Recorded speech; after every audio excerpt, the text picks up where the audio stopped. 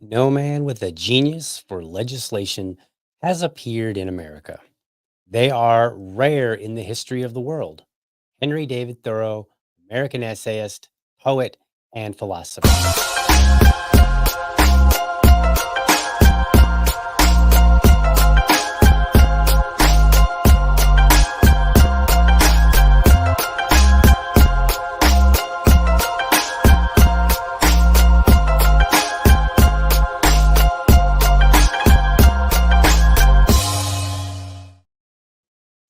All right.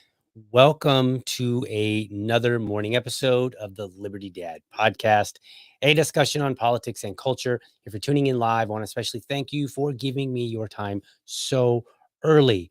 Man, I tell you what, it feels good to be back. Uh, if you're a regular of this show, then you know that I was not here last week. What in the world happened? I was down with a sinus infection, but I am back. All right, that's enough applause. It's not necessary. Okay. Yeah, it was kicking my butt, and so I was down. And you know what's funny? Facebook like 2 days ago reminded me that I was down actually last year at the same time because I had made a tweet and I said something like, "Hey, I'm sick this week, no Liberty Dad episodes, but here's a quick bill review." And there was some bill that was being forwarded by some Republican here in Florida. I didn't like it. I don't remember what it was. And I just gave a bunch of middle finger emojis. So that was my bill review from a year ago when I was sick, also a year ago, presumably from the same thing. I was getting a sinus infection. So who knows? Uh, maybe it was just the pollen in the air or something, like I don't know, allergies. I don't really know, but I'm pretty much past it now, and I didn't want to do the episodes last week. I really did want to do the episodes, but I didn't want to get on air and then just nobody wants a dad. Nobody's excited about dad with the sinus infection. Like it's just gross. I'm coughing and gagging. Like no, don't do that. Like probably lose viewers from that. Like that would just be no. So we took a week off. We're back now. We're going to be doing some bill reviews. Thin legislative line episode. This is a police state. Like what? Like dad, what are you talking about? Are you being cantankerous, dad? Are you being grumpy? Is that what's going on? Well, let me tell you kind of how we got here because I always there's always a way that I get to where I am, right? Like I just don't like there's some meaningful something. So I saw this thing on Twitter and it was from local Republican who is the chair of the Republican Party, and he happens to be the House representative. Yeah, he's a state House representative. So his name is Dean Black. So here's what I said. His picture. He says, "I'm proud to stand with Sheriff T.K. Waters by co-sponsoring HB 601 in Florida. We will prohibit civilian review boards and protect the men and women in blue from frivolous lawsuits." And then where Oh, I don't have, okay. So I linked specifically to to his tweet. What I said, and here's a picture of, let me scroll down for the picture so you can see it. So there's a picture of Mr. Dean Black on the left, and then of course Sheriff TK Waters. And then I retweeted that and I said something like, Republicans have found yet another reason for a police state. And so people might be like, DL, like seriously, police state? Maybe you're just being hyperbolic, right? Like maybe that's it. We'll see. But as the show notes indicate, we're going to cover briefly. We're just going to kind of touch up on them. 5 bills that kind of support this point. 5. Okay, not like 1 or 2, 5. And I'm sure there's more, but we don't have all that kind of time. So this is where we started. And it was this, and this is Representative Dean Black. He is, let's see if we can, he doesn't, District 15. So Florida State Representative for District 15. Okay, so what do we got here? What's the deal, DL? Well, let's excuse me, I might have to clear my throat a few times. Still, pretty clear, pretty good shape, but might need to clear my throat a few times. Okay. What do we got here? Well, let's take a look at my episode number 57, Bills, Bills, Bills. Okay, you might remember this back in 2021. I did a review of Florida House Bill number 1. It was called Combating Public Disorder. So this is when you were having like the BLM riots, and Florida's like, we're gonna fix this because we're a law and order state, and by golly, we're not gonna have this nonsense, right? Now, look. I'm of the variety that says all you need are more Korean rooftop guys, right? Like you can combat riots very simple, right? Just tell people like, look, we're going to tell the community that if you are going to come and terrorize their businesses or their homes and they pick you off, well, there's a good chance that they're not going to be punished. Like if you were creating a danger to them or their property and they were in a position to need to defend themselves with violent force, too bad. That could have like I don't e- I'm sure some lawyer could write that up in a nice sentence or two. Uh but that's really all we needed. But I reviewed HB1, which was to combat it. And here's a clip from that episode, just to kind of give a little bit of a recap. Okay. So here we are. Florida's HB1, House Bill 1, combating public disorder, also known as the Anti Riot Bill.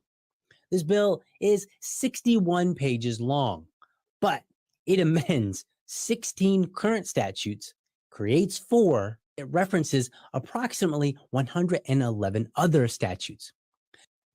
Okay. Basically, if a municipality proposes a budget cut to law enforcement, there is a means to challenge it at the state level. So here's my summarized interpretation. If the local municipality interferes with law enforcement's ability to protect people or property during a riot or an unlawful assembly, they can be held civilly liable. If law enforcement says we need more money and the citizens say, no, you don't, the civil liability could put the city in a situation where they're going to lean on or listen to the law enforcement more.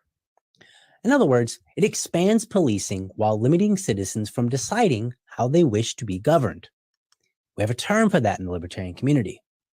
We call it a police state. Who is this guy that keeps talking about a police state? What in the world is wrong with him? Like, I don't even know. Well, here's the deal, just to kind of give you a little bit of a recap of HB1, what it did. It basically eroded home rule. So it said, all right, well, if a municipality wants to defund the police, they can't do that. And well, it didn't really say they couldn't do that. What it said was somebody could raise a complaint to the state and the state could interfere with it. So it was kind of like it laid out procedures for somebody to basically object to defunding the police. And then what it also did was it said, hey, there's a civil liability that we're going to put into place. So if the police were to come and say, we need some new MRAPs, And the citizen and the city council was like, all right, let's talk about maybe expanding their budget so they can buy a few new MRAPs. And then the citizens all said, whoa, whoa, whoa, that we don't that's just crazy talk, you don't need all that. And so the citizens go down to city council and they throw a big fit, and city council actually were to listen to the citizens and say, you know what, citizens don't want this, we're not going to expand their budget. Well, then later, if there was a riot and the police, somebody's building got burned down, like let's say my store got burned down, then what I could do is I could say, "Hey, remember when the police asked you for an MRAP and you didn't give them the money for it?" And then and then now the police are saying, well, we wanted to have we wanted to be able to protect DL's building, but man, we sure couldn't because we just didn't have the resources. Well, now that same city council could be in civilly liable for the damage to my building. So what does that mean? That means that nobody wants to be liable. So what they're going to do is they're going to go ahead and say, well, you know what? Maybe they need an MRAP because better to have and not need than need and not have, and put us at a civil liability. Right. So that's what HB1 did back in 2021. And it was passed. It was signed by Governor DeSantis. So the question is still on the table. Is DL exaggerating? Was he exaggerating in 2021 when he said police state? Is he exaggerating in 2024 when he said police state? Right? Like, am I exaggerating? And hey, you know what? We should always be mindful of our words. We should be able to defend them. So let's do that. Let's look at a Reason magazine article. And this article came out in January. Okay. Where are we here? My article's not coming up on the screen. Let's see here. There you go. Okay, perfect. All right. Florida bills would hide the names of police officers who kill people. The bills would classify police and correctional officers who kill people on the job. I'm trying not to laugh, as crime victims. No, you read that right. Like, we are reading that correctly. The bills would classify police and correctional officers who kill people on the job. You would be considered a crime victim if you if you were to have killed somebody while you are like, if I'm an officer and I'm chasing down a drug dealer and then he stops and he starts swinging on me and we fight and then I end up killing him, I'm going to be a victim. Like, man, I'm a crime victim, right? Okay. That's crazy. That's like, your job is to go get the bad guy. We're literally saying your job is now to be a crime victim. That's what that says. Like, I don't know if the people that wrote this understand the implications here, but it's literally saying, like, since your job is to go get bad guys, to go respond to these people and to to apprehend them, you are in effect signing up as your job to be a crime victim. Isn't that crazy? We're gonna pay people. Like, imagine the ads for that. Like, you too could be a crime victim for pay. That's crazy. All right, let's read this article. We're not gonna read the whole thing. We'll skip down here to the really important part. The legislation is one of several efforts in the Republican controlled Florida legislature to further insulate police in the Sunshine State, once lauded for its expansive public record laws from scrutiny. As Reason reported yesterday, two other bills advanced through the legislature would ban cities and counties from forming civilian police oversight boards. We're going to get to that one in just a moment. State Rep Chuck Brannon filed House Bill 1605 and House Bill 1607 earlier this month. The former would expand the definition of crime victims to include law enforcement officers, correctional officers, or correctional probation officers who use deadly force in the course and scope of their employment or official duties, right? Like, it's expanding what it means to be a crime victim. Now, let's think about this for a second. If somebody breaks into my home at 2 in the morning and they come after my family and then I take them out, right? We're victims. Like nobody's going to argue that point. We're like, man, I was like, we were a crime victim. Somebody broke in our house and then I had to defend myself, right? I'm sleeping 2 in the morning. Somebody breaks in my home. I got to wake up, run around in my boxers and, take care of business and defend my family. We're crime victims. We got to file a police report. We got to get with our insurance. We got to suffer the stress of, being woken up from somebody in our home. And then if a police officer has to chase a bad guy and then ends up shooting him, he also is a crime. Like we are on equal footing in terms of crime. That's what this bill is saying. This bill is saying Joe Citizen, who has to deal with a criminal that he didn't want to deal with, right? I'm not signing up to deal with criminals. I'm in my home sleeping, presumably under this scenario. I'm in my home sleeping with my family, enjoying the nice warmth of my bed, dreaming about fewer bills that I have to do bill reviews on. And I get woken up from my sleep and have to defend my family. That is the same as an officer who has signed up willfully on their own volition to go and chase bad guys and get them and possibly have to, to harm them physically. Now we're equal. We're on the same foot. Like we are both victims. The person who chose to do this and the person who did not choose to do this are now considered equal. Well, I don't want to say now. The bills are still going through. They haven't been signed into law yet, but they would be considered equal. That's what Republicans are up to. All right, what's the other one do? The latter would exempt records that could be used to identify and harass crime victims from the state's public record laws unless the victim opts to have it disclosed. Quote, the legislature finds that the release of any such information or records that could be used to locate or harass a crime victim or the victim's family could subject such victims or their families to further trauma, the bill said. The bills have the backing of powerful police unions in the state as well. And quoting, for people to exclude police officers just because we wear a badge and we protect and serve, that's not fair to us. John Kazanjian, president of the Florida Police Benevolent Association, told the Tampa Bay Times.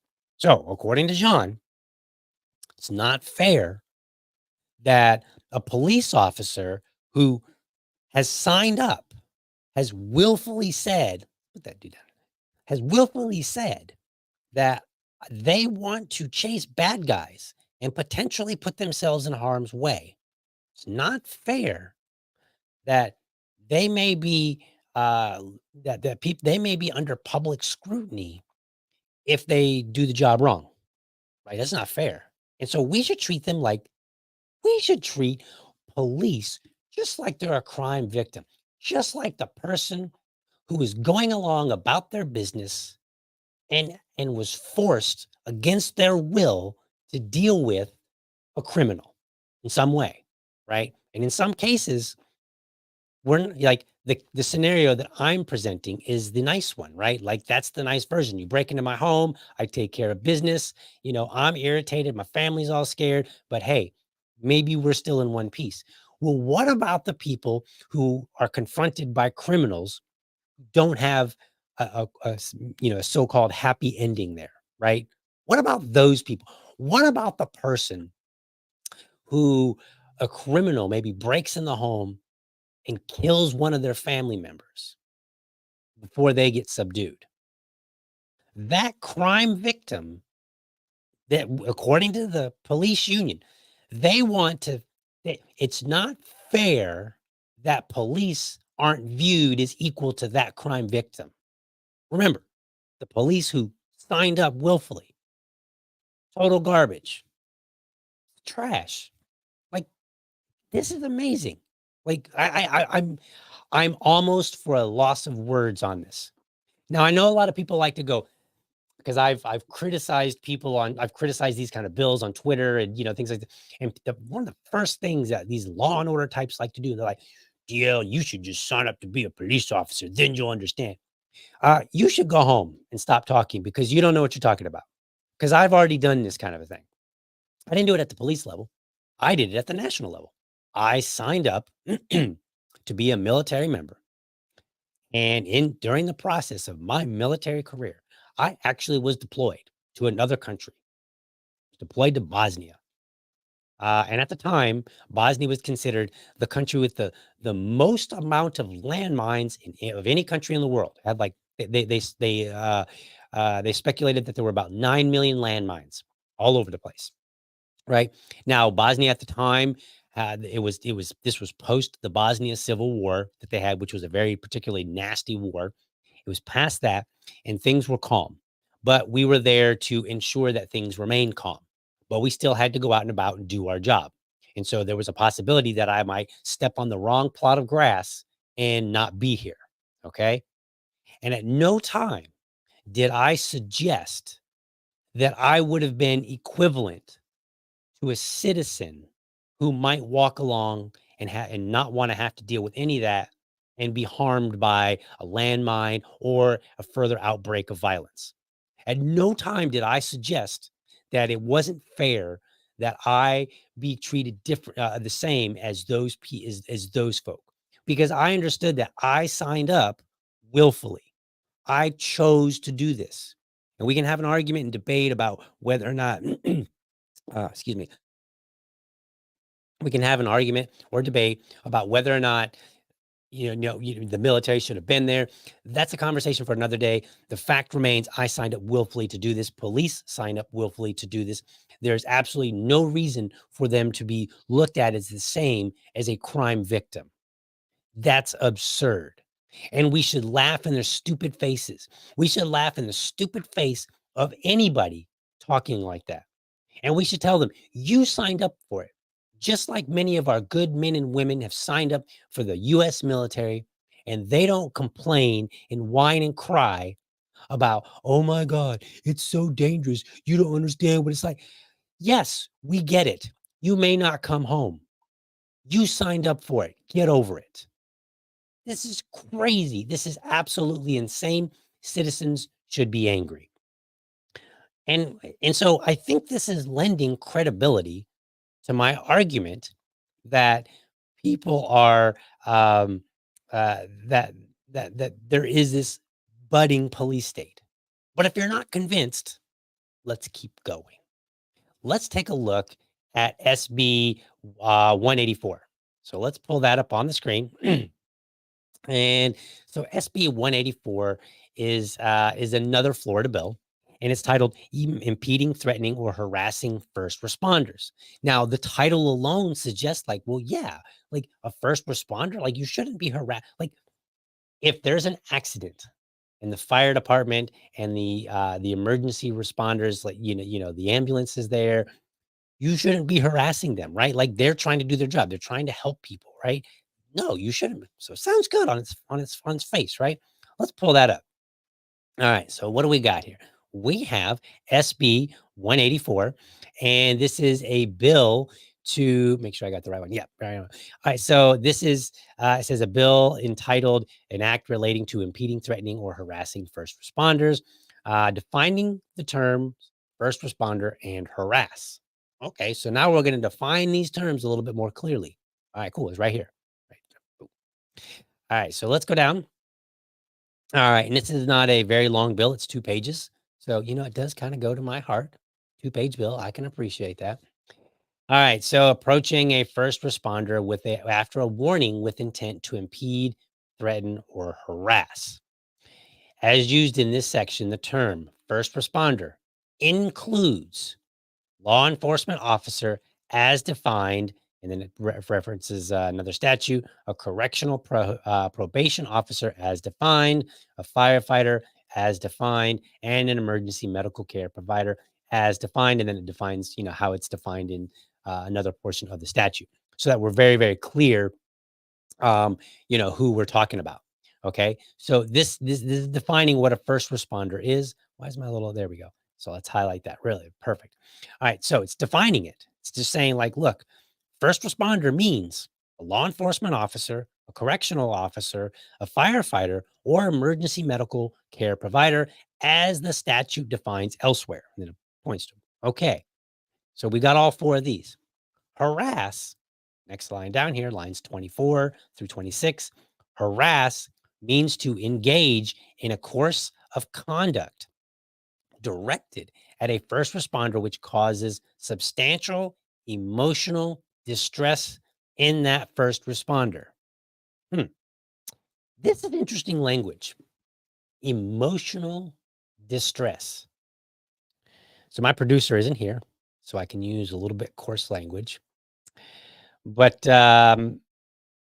when it comes to the police, when we say emotional distress, talking about during the course of doing your job, talking about you need to be a crime victim, you need to be considered a crime victim. You sound like a bitch. There's just no way to like there's no nice way to put this. You sound like a bitch. And that's ridiculous. I don't want police who sound like bitches. Okay? I want somebody that's got some emotional resilience. Somebody like our military, right? At least what I remember of the military. That's for another conversation. But I remember going over there and we all knew, hey, we get deployed, might not come home. Maybe we will. Many of us do. Some of us don't. We understood that. It's part of the job. What we signed up for, right? We signed up to go to a foreign land, maybe get blowed up. Police sign up to go chase bad guys. You literally sign up to put yourself in harm's way. Now, as a side note, I want to point out that multiple Supreme Courts have ruled that police have no duty to protect you unless they've apprehended you. So, like if they have you in their custody, then yes, they have to protect you. But other than that, they actually have no duty to protect you. So, I want you to think about this. We've got law enforcement who, are happy to be, have enshrined in law that that you can't direct conduct toward them that causes substantial emotional distress. Right now, I'm cool with that. I mean, I guess I'm cool with it for emergency medical care providers and firefighters. I mean, I don't know. When was the last time a firefighter said, "Man, I really need some legal protection against my emotions"? Hmm? When was the last time a doctor said that? Now I know they don't get quite harassed like the police do, right? Like there's a reason that we like firefighters and we generally like doctors because they do things to help us more so than they don't. We don't quite have that feeling about the police. So maybe the police might need to change how they do their damn job. Because if you want to be seen as equivalent to a firefighter, then maybe you should do the things, you should behave like a firefighter. I kind of like this comparison, actually. When I think of my house is burning down and then the firefighters come, I feel like if God forbid my house were burning down and somehow my son were trapped in the middle of it, and I said, my son is in there. Me and every other person on the planet are going to feel like, man, that firefighter is ready to go in there and risk his or her life for my child, right? Like we feel that way. That's how we feel about it because that's what they do. On the other hand, we feel like police spend their time harassing us. So we don't really like. I heard a comedian a long time ago. He made this joke. He said something to the effect of, when was the last time that a police officer pulled up behind you and you had a sigh of relief and you're like, I'm so glad the police is behind me? Never. Usually when they pull up behind you, you're like, oh man, what am I doing wrong? Am I speeding? My seatbelt on? Was I looking at my phone too much? Well, like whatever. You're constantly trying to figure out, like, all right, what did I do? Like it's a very intense, emotional situation, right? When the police behind you, because you're like, man, I don't know what are they gonna do? They're gonna pull me over. Am I gonna be late for my job? Right. Like nobody's signing up bills to say, all right, well, these citizens, when they're caused substantial emotional distress, here's a bill in favor of them. Good morning, little producer. Right. All right. So let's go on this bill. It is unlawful for a person after receiving a warning not to approach from a first responder who is engaged in the lawful performance of legal duty to violate such warning and approach or remain within 14 feet of the first responder with the intent to interrupt, disrupt, hinder, impede, or interfere with the first responder's ability to perform such duty, threaten the first responder with physical harm, or harass the first responder by interfering with the first responder performing such duty. The person who violates this subsection commits a misdemeanor of the first degree. So, in other words, if you're there, if I'm watching a police officer, let's put this into real life context. If I'm watching a police officer subdue somebody and I think that they're being a little on the heavy handed side, and I've got my phone and I'm like, let me put my phone up here, and I'm all like, hey man, I'm recording you, cop, because you know what? That's police brutality. You're doing it all wrong, blah, blah. Like, right? I'm a citizen. I'm Joe Citizen. I'm recording, for posterity, so I can get some likes on YouTube or wherever, right? Like I'm recording this and I'm yelling at the police officer and I'm like, hey, you shouldn't be doing that. Like, why'd you need to punch him in the face like that? Right. And the police officer's like, man, I'm feeling kind of sad now because these guys are yelling at me. I'm just trying to apprehend this brown person who was being brown. Shouldn't have been brown like that. I know I'm exaggerating, folks. Give me a break. I'm a podcaster. That's what we do a little bit here. A little bit of hyperbole mixed in with some reality. But the police officer's, sad, because, people are mad at him for punching the brown guy that was being brown. He punched him in the face. And so he gets sad and he's crying and he's got to go home and 40% his wife. Look it up. And now I could be in trouble because I was harassing him while he was just trying to do his job. So that's one scenario, right? Let's compare that. We're comparing scenarios here, right?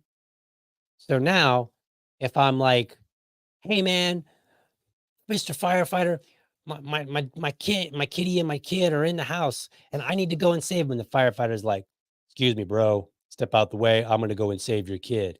And then he goes in there and then he saves my kid and he grabs my cat while he's at it and he comes out and for whatever reason he gets severely burned. Maybe some issue was happening with his gear, something like that, but he gets injured along the way. And so now he ends up getting hospitalized. And so he's there and he's kind of sad. He's like, look, I'm proud that I saved this kid, but man, this sucks that I really burnt my arm, blah, blah. The police and the firefighter are now on equal footing, right? They're on equal footing.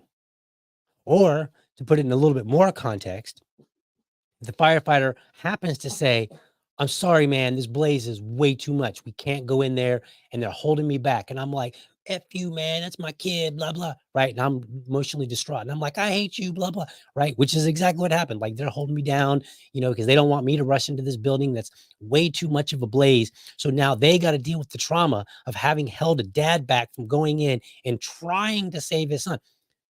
The police officer and that firefighter are now going to be legally considered on the same footing in those situations, right? This is a problem for me. This is an issue.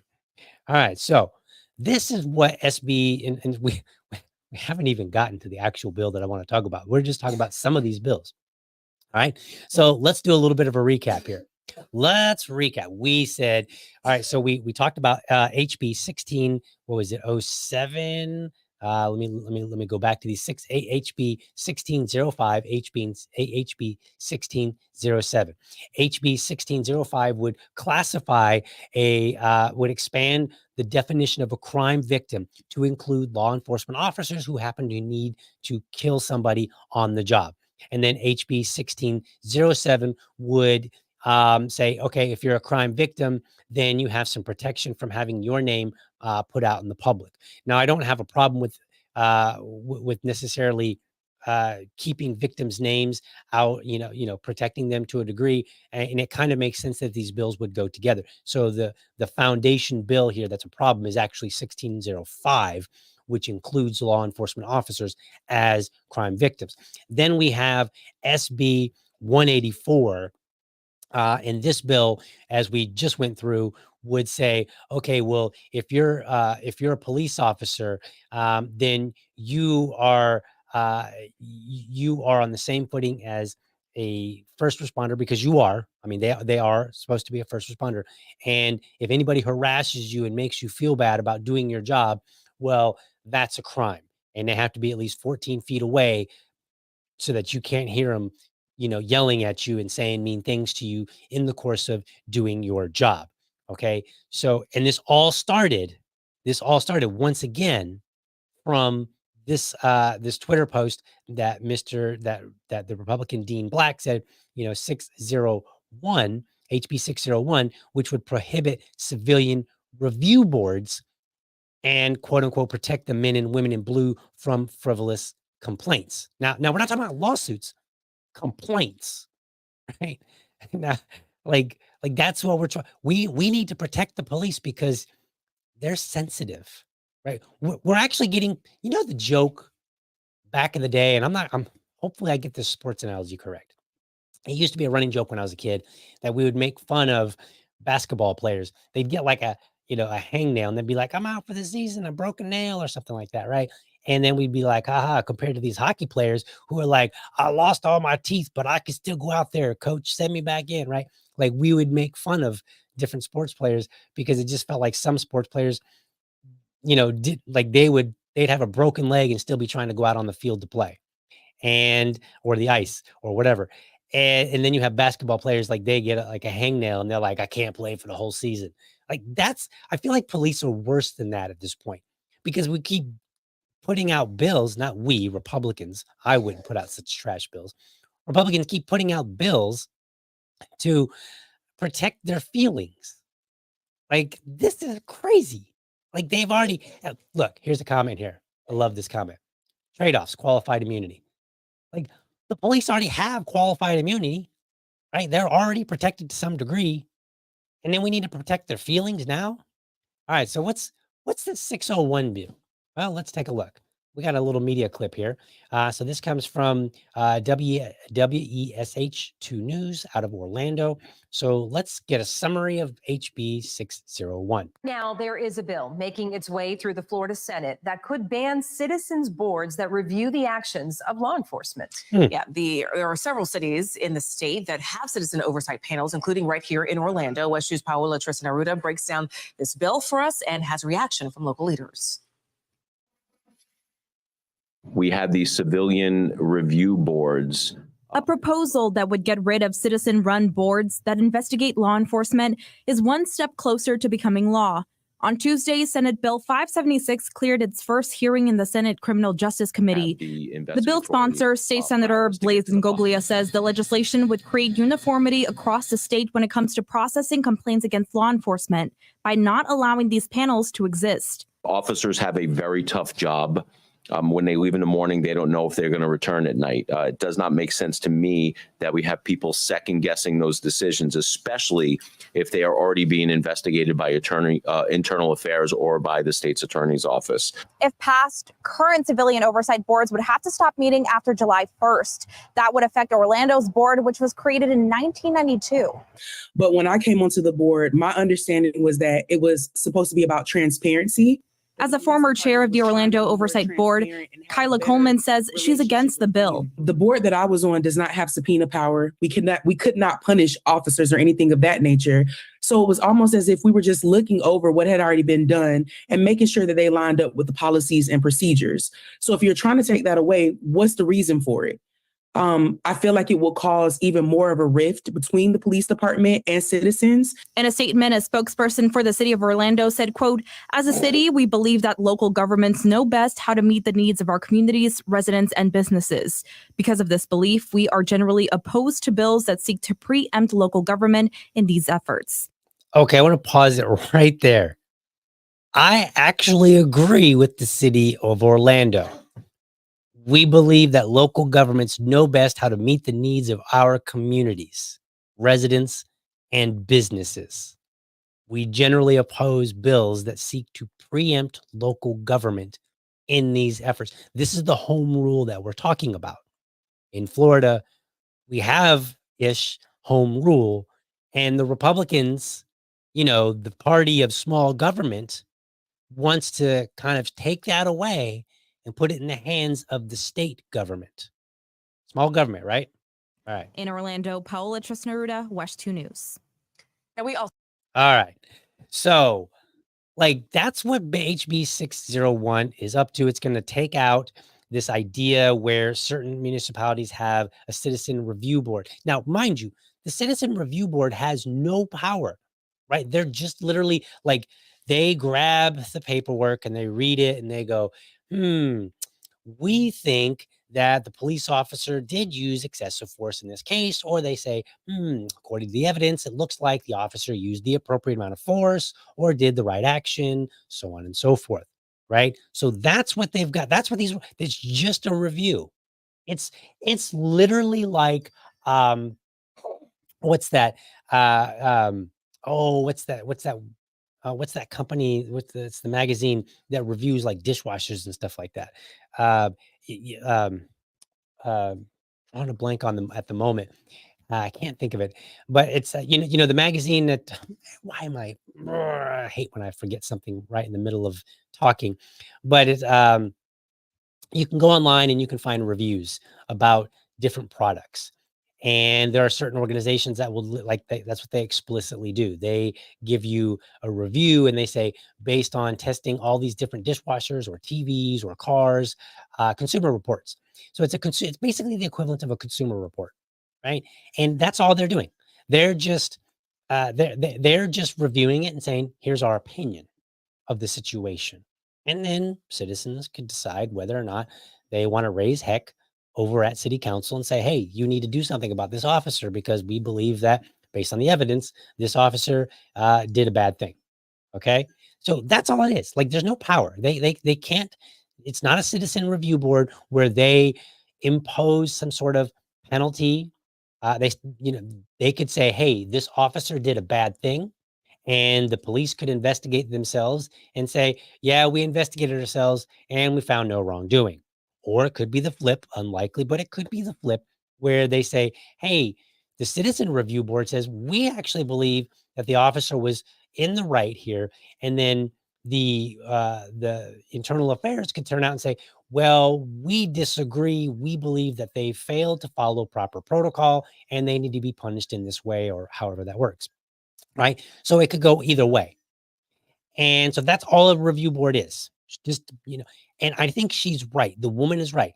How does this make things better with evidence? Like, when people want to push these bills, asking for evidence, man, they don't really have a whole lot of answers. Like, you really want to throw them for a loop? Say, give me evidence that this actually is going to do what it says it's going to do. Where is your evidence? At best, they'll say something like, well, and that was a legislator, by the way, in that video. He was like, well, police officers put on a badge and they don't know if they're going to come home. Okay. That's not evidence. That's not evidence that this is going to be that. All that is saying they're scared they may not come home. Just like the bill that we just read that said, hey, emotional distress. Like, we're so worried about the emotional distress. How about we have passed a bill that says police officers need to go through a more stringent psychological profile because we keep hiring wimps that we need to pass bills to protect their fifis, their feelings. Okay. We don't do that for the military. Right. And I was there, people. So again, when people want to throw it at me and go, why don't you sign up to be a police officer? Why don't you go and shut your stupid face? Because I've already done a similar job. And I did it without whining and crying and asking people to pass bills to support my emotional health. And look, a lot of soldiers come back with PTSD and all kind of bad things. And we still keep signing up for it. And the only thing we would ask is that, hey, maybe you fix the VA. Conversation for another day. But soldiers still do it. And they don't say, hey, can you pass more legislation to protect my feelings? Because, man, it's such a tough job out there. We know it's tough going into it. Police officers need to know that it's tough going into it. So let's take a look at this bill really quickly. We're winding down and I need to go and take care of the producer here. All right. So here's the bill. A bill to be entitled an act relating to complaints against law enforcement and correctional officers, providing legislative intent, preempting regulation of complaints against law enforcement officers and correctional officers to the state, and then provides an effective date. All right, so this is only a 2-page bill. Again, I can appreciate 2-page bills. They make it easy for me to tear them up on the show because they're still trash anyway. All right, so here's what it said. It is the intent of the legislature that the receipt, processing, and investigation of complaints against law enforcement officers and correctional officers and the rights and privileges afforded to such officers while under investigation apply uniformly throughout the state. Accordingly, it is unlawful for a county, municipality, special district, or other political subdivision of the state to pass or enforce any ordinance, resolution, or rule relating to the receipt, processing, or investigation of complaints of misconduct by law enforcement officers and correctional officers, except as otherwise expressly provided in this part, or to pass or enforce any ordinance, resolution, or rule relating to civilian oversight of law enforcement agency in relation to the investigation of complaints of misconduct by law enforcement officers and correctional officers. That's it. So basically it says, hey, if you're a city, if you're a municipality, guess what? You don't have the right to pass any, to create any civilian oversight boards. And if you have one, you need to get rid of it because they're no longer going to be valid, because the state of Florida has to protect the feelings of police officers because they're too emotionally weak to handle civilian oversight. Now, since I keep comparing this to the military, let me throw something else out there. I knew in the military that if I was convicted of misconduct, I could be thrown in Fort Leavenworth. We don't have that same fear that I can tell in the police. This is a problem. This is why you might argue that the military doesn't need civilian oversight, which they actually still do. They still have it, right? But you could make an argument and say every soldier knows Fort Leavenworth is waiting for them if they have misconduct. And this was a conversation that me and many soldiers had. We were like, man, dude, we don't want to do anything wrong because we could go to Fort Leavenworth. And it was like that was the vibe. Do police officers have that same vibe? Because I don't ever hear about it. I never hear that police officers are afraid because there's a special jail that they may go to, right? Like, I don't hear about that. And it's not to say that they don't go to jail. What I'm saying is, in the military, we knew that it was like we felt like it was a flip of the coin. You might go to Fort Leavenworth, you might not, if you were lucky. But I feel from a civilian perspective, what I've observed is that in the police, if you were unlucky, you went to jail. It wasn't a matter of if you were lucky, you didn't.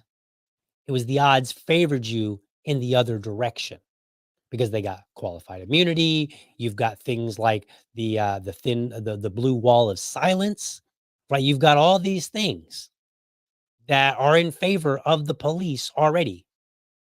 And yet we want to pass more laws that favor them. So let's do a very quick recap, because the question is Liberty Dad exaggerating when he says Republicans are just tripping over themselves to create a police state? Well, in 2021, we had a bill, Florida HB 1, combating public disorder. And what that did was that gave a little bit more weight to the police when it came to budgeting. And it allowed it enshrined into law that if the police said, back when we asked for some upgrades, when we asked for an increase in our budget, and the city council said no, so today we were unable to properly do our duty and protect citizens, even though Supreme Court has ruled that they have no such duty. But if they said that we were unable to because we didn't get that new MRAP, well, citizens may have complaint, and the local city council could be civilly liable. Then we move forward, and in January of this year, we see that Reason Magazine highlighted Florida HB 1605, which made police equivalent to a crime. They defined a crime victim as a police. They added to the crime victim definition a police officer who has to kill somebody in the line of duty. Then they had Bill HB 1607, which said, all right, well, because you're a crime victim, we don't want crime victims' information being put out all over the public. They only did that for the police, by the way, because they didn't do it beforehand. We already had, we've had crime victims since forever. And we didn't have this bill that said, you know what? Turns out we need to protect citizens from this kind of stuff. It was like, oh, well, now that we're making police a crime victim, we better protect them a little bit. We better protect crime victims, right? And then we move forward. We also have this bill, Florida Senate Bill 184, impeding, threatening, or harassing first responders. So again, until we wanted to classify police as first responders, we didn't seem to worry about anybody that was impeding the job of the firefighter or the medical community. No, we weren't. No, it wasn't until it was police that we wanted to take care of that we all of a sudden were worried about the other first responders, right? So again, it isn't until we want to protect the police that we want to protect other people, right? We don't care about the crime victims. We don't care about the other first responders until we want to classify the police as one. And then all of a sudden, Republicans are like, man, we better protect these police officers because, you know, they're so fragile.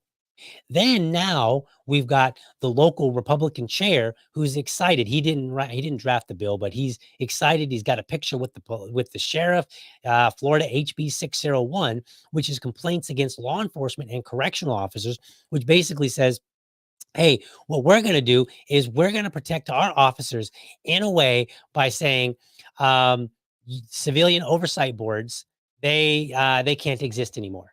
Like when there's a complaint against the police department, civilians, there's no oversight board. There's not permitted an oversight board for which to review this information and render a decision. Nope, it's got to be totally away from civilians. So with all of these bills in mind, am I exaggerating about a police state? Because we seem to be, and I say we, I mean Republicans, they seem to be doing an awful lot for the fragility of police. Now, we have this term called white fragility. Maybe we need to have a term police fragility, because we seem to be creating an awful lot of legislation to protect them. Protect their feelings, protect them while they're trying to do their job, protect them from oversight, protect them from criticism.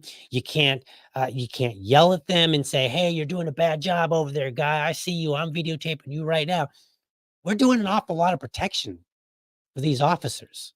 So I'm just going to say, we got some police fragility out there because the police are all about it. Every time we see one of these bills, man, right behind them is the police and the unions, you know, the police union, the police officers themselves, the sheriffs, and they're like, yeah, we totally need this. We need this because, you know, as police officers, well, let me tell you something. I pick up this badge today and I may not come home to put it down. Even though most of you do, I may not be able to come home and put it down and see my wife because I signed up to do a job that was potentially dangerous. You need to protect me. You need to keep passing bill after bill after bill after bill that protects me. The guy who's a really tough guy. I've got tattoos all over my arms. I'm a big strapping guy. I got a gun, a badge, qualified immunity. But you need to protect me because I may not come home from a job that I signed up to do. Like nobody else is doing that. Think about workers on oil rigs. You ever seen that's one of the most dangerous jobs in the country, right? That logging, some of the most dangerous jobs in the country. Do you see them saying with their unions saying, man, we need some bills to protect us because our job is, I may go and pick up a wrench or a chainsaw and I won't be able to come home and put it down on my nightstand. They don't say that. The Army doesn't say that. Only the police, because they're fragile and they're weak and they need to knock it off. And we as citizens need to call them out and say, if you can't handle the job, the dangers of it, like every other man in this country handles his dangerous job, if you can't handle it, then don't sign up for it. Go find something else that doesn't require such emotional resilience, because you don't have it. We expect men to act like men in every other job. But then all of a sudden, when it comes to police, it's sad sob stories. No. Act like a man, just like every other man. You want to be treated like a firefighter? Act like one. Act like the firefighter who's brave and rushes into a burning building to save a child that's not his own, and who may actually end up dying in the process. Act like him. Act like a logger who goes out and could lose a limb or their entire life through an accident, who doesn't ask for legislation to support their feelings. Act like an oil rigger who goes out in the high seas and braves the dangers of the ocean to collect oil so that I can get in my car and drive happily to the store and buy a soda, right? Act like a service member who's willing to put their life on the line, even if it's not directly protecting Americans, right? When I went to Bosnia, I wasn't directly protecting Americans. I was protecting other citizens from an outbreak of war by being there. And I risked stepping on a landmine. Like I said at the beginning of the show, in 2002, Bosnia had roughly about 9 million landmines. It was the country that had the most landmines at the time, probably still does. And I was willing to go over there to protect somebody else and step on a landmine. You know, one of those that jumps up and just destroys everything within like a 10, 12, 15-foot radius. I was willing to take that on. And I didn't ask for no legislation. So I don't need to be told, why don't you go sign up to be a police officer so you understand? I know what it feels like. I've been there. And so do many other men. And we do it by putting bravery on. That's what we put on, not a badge. We put bravery on, and we just go and do the job. So I'm going to ask police, do the same thing. Quit whining and quit 40%ing your wife while we're at it. All right, folks. Thanks for watching. I hope you found this episode informative and inspiring. Be sure to catch me Monday through Friday, 7 a.m. Eastern, for an informed discussion on politics and culture. And then again, Sundays, 7 p.m. with my co-host, Susan Hogarth, to discuss LP happenings. I want you to also make sure that you are subscribed to my YouTube channel, or if you prefer, my Rumble channel. You can go to youtube.libertydad.com. You can go to rumble.libertydad.com. While you're there, throw me in a comment. Let me know how I'm doing. Last but not least, I want you to remember, if you are a champion of liberty, your business is people and your product is liberty. I want you to have a great week. But for now,